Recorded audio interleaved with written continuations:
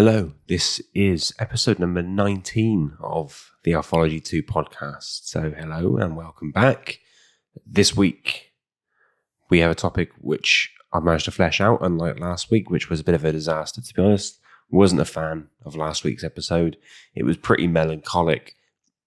It wasn't really as off the wall as potentially the other episodes are. So I didn't really enjoy it.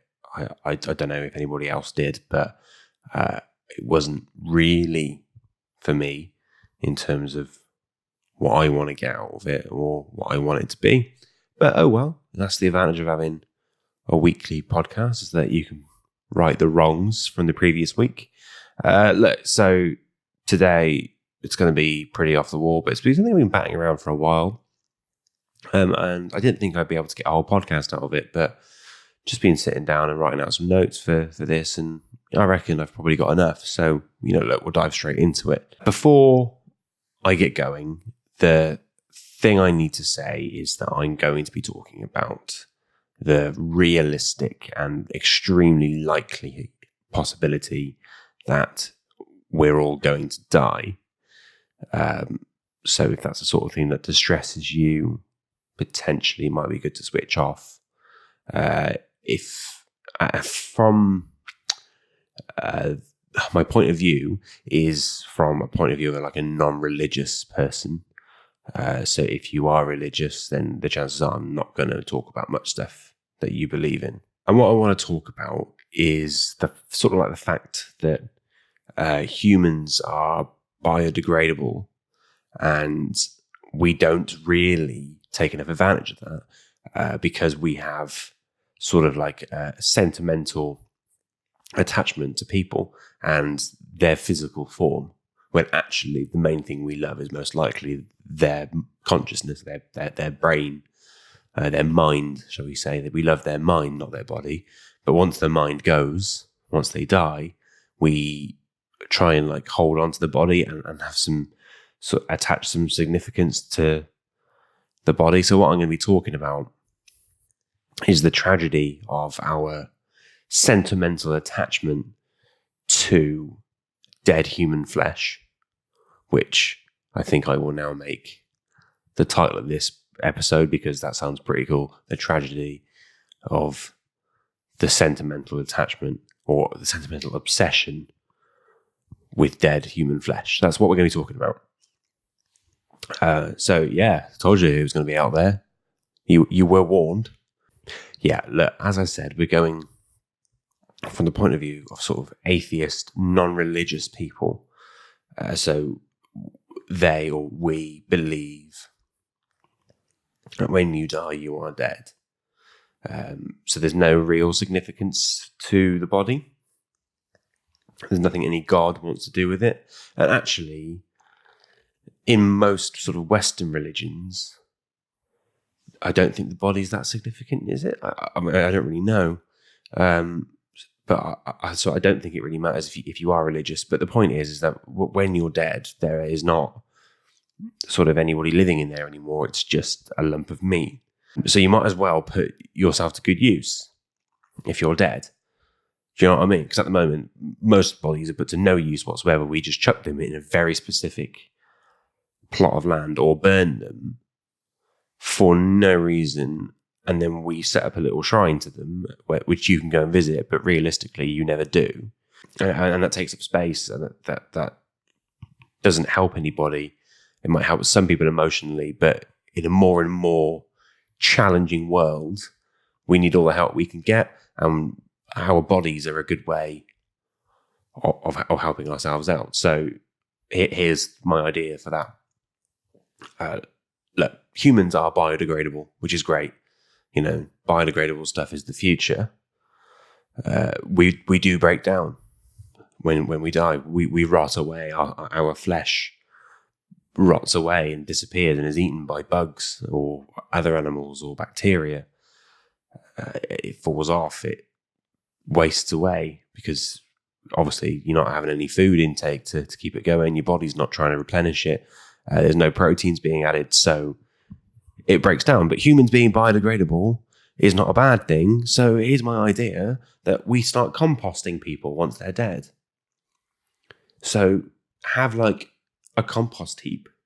It doesn't have to be your compost heap. It can be like a government-ran compost heap, the human composting program, and you get chucked in there, you break down, and then you get used to grow stuff for current people to eat, or animals to eat, which will support our society because you help out the production of food or the production of materials that we need, like trees, because they grow in soil. And so that composting would be really effective.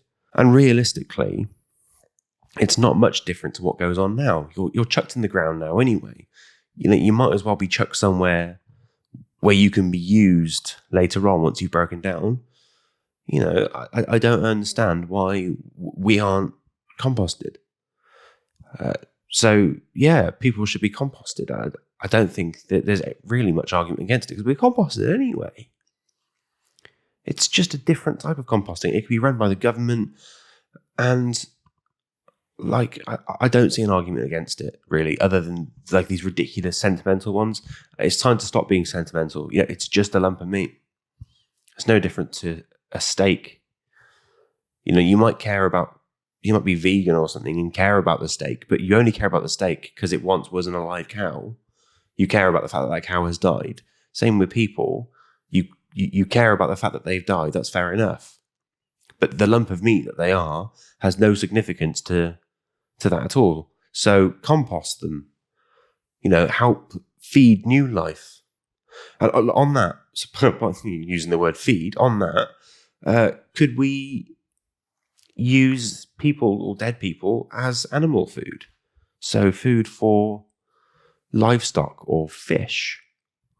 Again, it helps it helps nature, or I don't know what the word is for animals and stuff, like biodiversity, I guess. But diversity is not the word I'm looking for. Yeah, basically we can help grow new animals. New animals, when they die, most animals when they die in the wild, they're composted or eaten by other animals. So we could just do the same thing. And if we're eaten by animals, then we go back into that sort of natural structure of things as we would do in the wild. Back when we, like before civilizations existed, that's what happened. You weren't just like, oh yeah, he's dead, so we're going to bury him and leave a shrine to him. Back when we were wild, it was like, nah, fuck him, mate. He's going to get eaten by lions anyway. Let's piss off and save ourselves. And then the lion is like, class, mate, I'll eat a nice tasty treat of this dead person. So he's full. He grows bigger and stronger. He dies.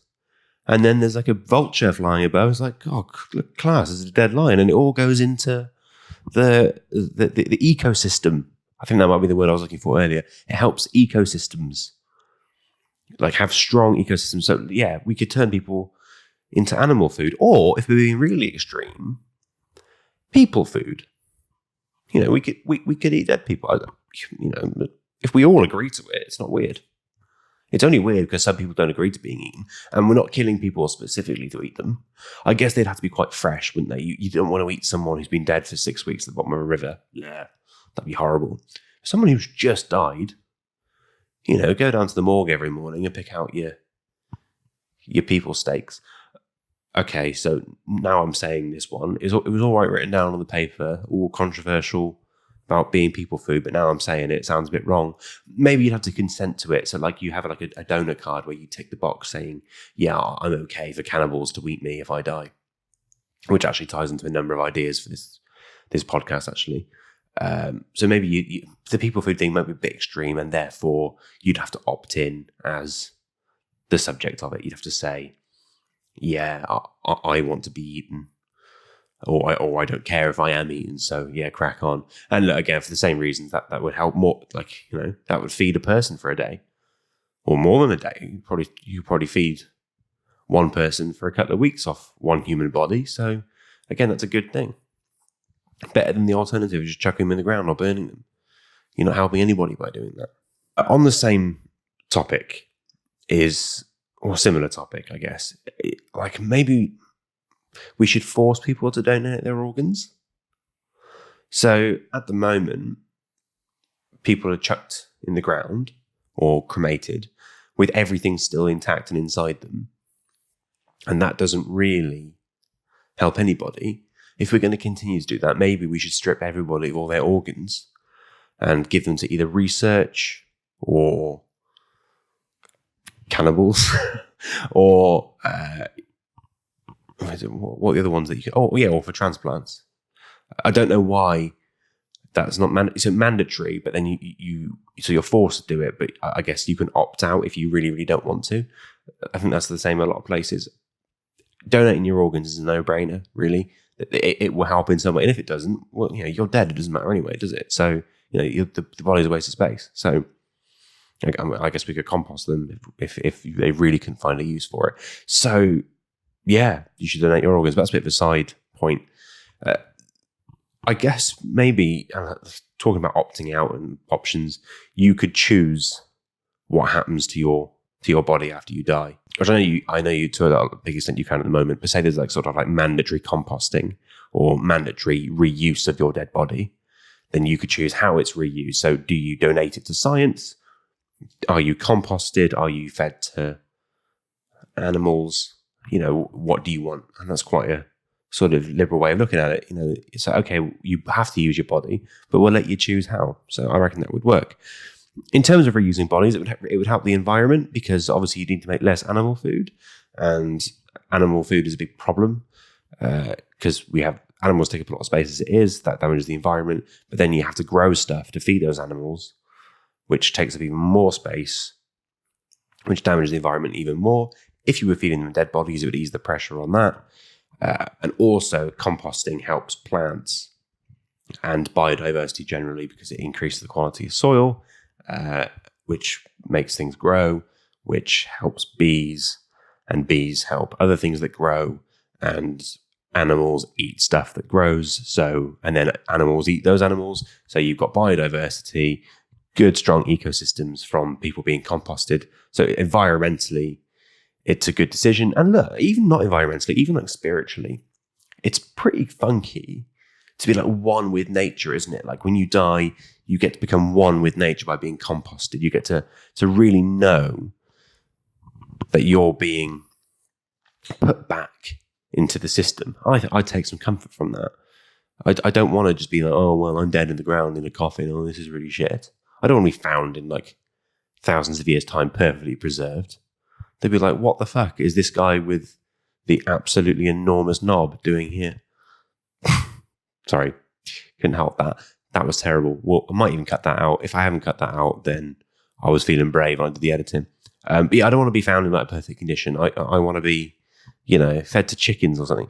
And I think it'd be quite spiritual to think like, yeah, well, I'm back being one with the earth, rather than thinking, oh yeah, I'm going to be displayed in a museum for fucking weird tourists to wank over in thousands of years' time. And look, with all these things, it seems quite radical now, but after a while, it will become normalized. If you just force people to do it, after like a generation of people who didn't know about burying or cremating, everybody would just say, oh yeah, you get composted when you die. That's the thing that happens. Yeah, that's fine. We're all perfectly reasonable about that. And once these things are normalized, then I get the practices for doing these things, they become more and more advanced. So they find better ways of composting. They find better ways, more efficient ways of getting people turned into food, getting them distributed to animals to eat. So again, and then the benefits would be amplified. Yeah, mate, this is genius. I don't know why people don't talk about this more often. The thing is, at the moment, we've got a lot of graveyards. Extensive amount of graveyards. Loads and loads and loads of people in the past have died. Like hundreds, if not thousands of people in the past have died. And like, they're all in the ground somewhere with a headstone. What the fuck's that about? Get rid of all those, get rid of the headstones, reuse the stone. You got more space to plant trees or, to have livestock or to build high-rise flats. I don't think anyone's going to like the fact that I'm suggesting building high-rise flats on people's graves. But I've just said it, so there's no taking it back. That's what I think we should do. But it'd probably be more effective as like farmland, because that land would probably be quite fertile because of all the stuff that's been decomposing in it over the years. So, you could really grow some good stuff on there. Again, helping ecosystems and stuff. So I don't see an issue with that. Get rid of graveyards, bin them off. If people want their own little shrine at home, they can put one up. Don't have a specific place where you've got concentrated amounts of dead bodies and concentrated amount of weird little shrines to people, which last for hundreds of years. There are people like, I used to live in a little village where there was a graveyard up the road, and there's like hundreds of graves in there. And there's no more people getting buried in there now because it's full. But the people who were buried there died like 400 years ago, and their headstones are there. You can barely read. You think, who gives a toss about this guy now? Nobody. He's rotted away. He's gone. He's one with the earth. So if people want to keep their own headstones at home for people who have died, so it reminds them, fair enough. But don't go taking up public land. Bin that off. Bulldoze all the graveyards and get that fertile land reused. This might sound like I'm being insensitive overall, doesn't it? I'm not being insensitive to people dying. It's really sad. Most of the time, obviously. Sometimes it's not sad. Some people are cunts. But most of the time, for someone dying, it's really sad. It was certainly really sad for someone, even if they are cunts. But that doesn't mean that life has to stop, or that it should disrupt human life in general. We've got to be as good as we can as a species. And in this area, we're really poor. It's okay to be sad, but don't get this sentimental obsession with just a lump of meat, because that's what it is. It's a lump of meat. Don't get a sentimental obsession with it. Think smart. Think that we can make a decent amount of difference to our lives now, actual ongoing life, rather than you're pandering to the wishes, or even not wishes, of people who are no longer alive and therefore don't give a fuck about what happens. And look, the more people we have, the more important that space is as well for the graveyards. So the more people we have, the more space we're going to need, and the more people are going to die. So are we going to just have bigger graveyards and graveyards everywhere? No, we should have no graveyards. The extra people can live in that. The people that die, they biodegrade. So, we can compost them, so they're not taking up any room. We have more room for everybody, and a lot of our overpopulation problems are not solved, but, again, it relieves the pressure on the overpopulation issues, which, again, has a knock-on effect on, the environment, quality of water, quality of life across the world. So let's get composting, people. Let's get rid of the graveyards. Let's make it work. This is a bit of a side issue. I was potentially going to do a separate podcast about this, but I don't think there was really enough time in my life to do it. And it's about people donating their body, like we were talking about earlier. It's a bit controversial. It's that should people be able to donate their bodies to necrophilia? So you think like, well, I don't give a toss about my body. Like I've been talking about, you're just a lump of meat anyway. If someone wants to fuck it, I mean, weirdo alert. Bit odd wanting to fuck me while I'm dead, but good luck to you. Crack on. You strip all my organs out, send them off to the scientists. Some creep gets to have a go on my dead body, and then I get thrown on the compost heap. What's wrong with that? It's like, I want that. It'd be nice to have one last lay when I'm dead.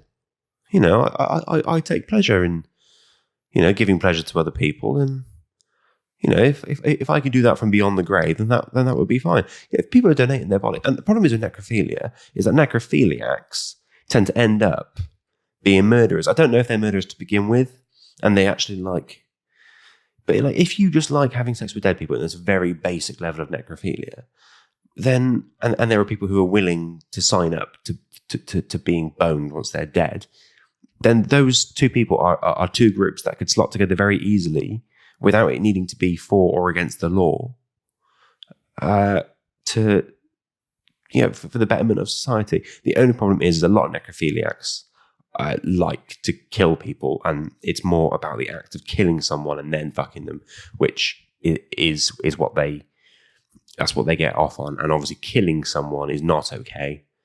Killing someone to have sex with them, not okay. So you can't make necrophilia legal across the board. But for that small slither of necrophiliacs, we could sort of help them,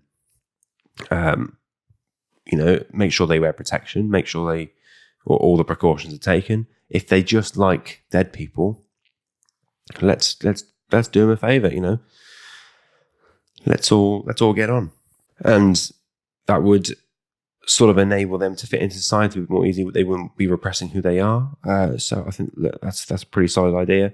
Probably logistically it wouldn't work, again, because what I was talking about the murderers, so that wouldn't be great. Look, I've realised most of you talk about people getting buried rather than cremated. I've mentioned it a couple of times, but really I just want to touch on people getting cremated. Obviously, you can't be cremated and then donate your body to a number of things, but because I don't know, animals don't eat human ash, do they? So you can't do that. I don't know if the ash breaks down in soil. I don't know if it's biodegradable, but I'm sure somebody could work that out. If it is, that's great. But when we're burning the people, we could harness the energy from the heat that it creates, I don't know, to power electricity, like a furnace. Your steam train, if there's any steam trains left, you could power it off cremations. I'd love to be cremated in a steam train. Be class. So yeah, that's all I have to say about that. Yeah, basically when you're cremating people, use it to create energy in like a plant. Again, that person's dead and their body is useless, but they want to be cremated. So rather than having a useless urn, get an urn which was created by doing something good, i.e. creating more energy. And if you're going to burn that person anyway, you might as well use that energy. And again, we're helping the environment. We're making things cheaper. We're using fewer fossil fuels. I think everything would be great. Look, this doesn't just apply to people. This could apply to household pets as well. If Rover kicks the bucket and you think, well, let's chuck him on the compost heap, that might be better. Or let's burn him and use the energy. Or let's feed him to the fish. Or, I don't know, the chickens. Then that would be great. That would be good use of dead Rover. Again, very sad when your dog dies, but your dog's body, who actually gives a fucking toss about the dog's body? It's an ex-dog. It's a lump of meat. In a lot of countries, they'd eat it. And morally, no different to eating it to eating anything else. So, no issue with that dead dog's body being used. Dead fish, I can feed them to the other fish. Don't flush them down the toilet. Feed your dead fish, the other fish. Fish love eating fish. It's a fish eat fish world. That's a thing, I think. That's a saying, isn't it? Certainly a dog eat dog world. Feed dogs to other dogs. What's wrong with that? Nice hungry dog. Dogs don't give a shit. They'll be like, yeah, class, mate. This is me. This is what I want. Cannibalistic dogs, that happens anyway, doesn't it? But it is a bit sad that household pets die, I guess. I don't really want household pets to die. Which is why, if life-lengthening technology is achieved, i.e. technology to enable you to live forever, or at least for hundreds of years, I think should only be made available to household pets. So like you have your family dog who just lives indefinitely or for hundreds of years. So it's like passed down throughout the generations. It's like, oh, you look after the dog. So you have a dog who was originally bought by granddad, and then obviously was taken over by the kid, and then their kids take over the dog as well. And the dog outlives everybody, and everybody gets the same dog, and it's all like a really lovely family tradition. So that would be pretty cool. But obviously life-lengthening technology shouldn't be made available to humans because we'd fuck with it and make bad things happen. So, that's not allowed. We have to die, unfortunately. That's the rules. So sorry about that. And when you do die, make sure that you get thrown on the compost heap. But if your pets die, compost them. Pets aren't such a problem because they don't get buried in cemeteries. So normally you bury your pet in your garden, and your garden normally would be more susceptible to growth of flowers or weeds or vegetables. If you're that sort of person, you could put your dog in your vegetable patch if you've got one down the allotment, and sort of get that soil going nice and fertile. Let all the flies eat it and keep them going. So consider that if your pet dies, chuck it on the compost heap or down the allotment. But yeah, burying in the garden's also fine because, gardens are a bit more natural than cemeteries. But people shouldn't be given the opportunity to live for that long, live forever. But on the opposite end of the spectrum, and a total U-turn here that I'm going to do, people should be potentially, if we can possibly work out how to do it, we should make people out of plastic. So get rid of flesh altogether, make people out of plastic, and that would be kind of cool because you could see what like old celebrities look like. So I don't mean like old as in their age. I mean like, so for example, like Oliver Cromwell, the equivalent of him. If he was made of plastic, he'd still be there today because it doesn't biodegrade. And you could see what Oliver Cromwell actually looked like. Cleopatra, she's described as being the most beautiful woman of all time, which I think is probably unlikely. I think she was probably just a bit of all right. But apparently she's like the most beautiful woman anyone ever seen. But she's dead, and we don't know what she looks like. She's all composted in the sand in Egypt or whatever. And we don't know what she looks like, which makes me very, very, very sad. So if she was made of plastic, that would be great. So like Kim Kardashian, make her out of plastic. In 2,000 years' time, people go, oh yeah, I heard that Kim Kardashian from thousands of years ago was pretty hot. They go, well, she was. And look, she's made of plastic there. But obviously that's not very good for the environment, and that is a bit of a gimmick, isn't it? If everybody was stuck in made of plastic on the off chance that he might be famous. So, potentially we'll move on for that one.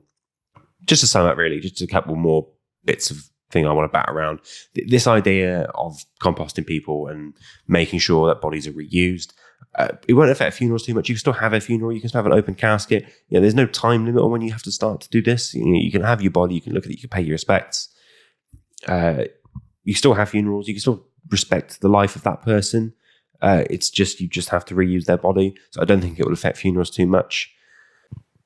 And look, it doesn't really make a difference, does it? Because when you bury someone or cremate them, you never see the body again anyway. You know what happens to it. It goes eventually. But it's not like people are seeing dead bodies every day. The bodies of the people they know every single day.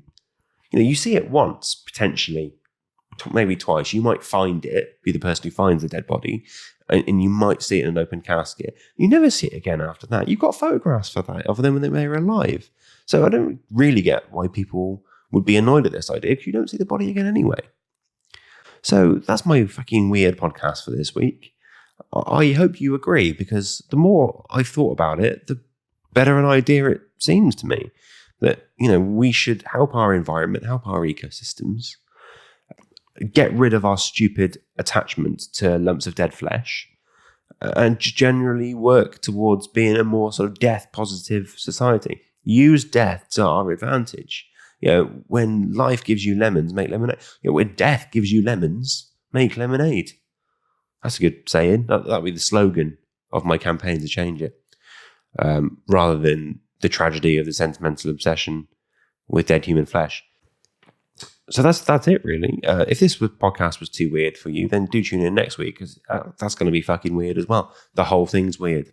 That's what it's all about. If you do like the podcast, then thumbs up, subscribe, 5 stars, whatever it might be, on whatever platform you're listening to. Follow it on Spotify. I think that's a thing. You can follow on Spotify. On Apple, it's subscribe and 5 stars. On YouTube, it's subscribe and thumbs up. Those are the main platforms.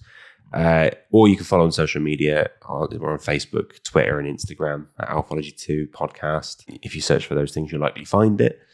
And if you want to abuse me about the podcast, then do feel free to get in touch. There's a number of ways you can do that. Social media is the best way. And again, I've said this before, I'll say it again, the best way to help the podcast, if you like it, is to tell somebody else that you like it. and get them to listen in. And, you never know, you could have like a nice little, like a book group where you all sit around in a circle and discuss what you liked or didn't like about the podcast this week. But that would actually be horrendous. What a bunch of fucking weirdos that would be in that little book group. I think we get to the point where I'm just saying stuff, aren't we? So I will wrap it up there. It's been weird. It's been fun. I've enjoyed it. I think it's a good idea. I hope you do too. And I will see you again next week. Thank you very much.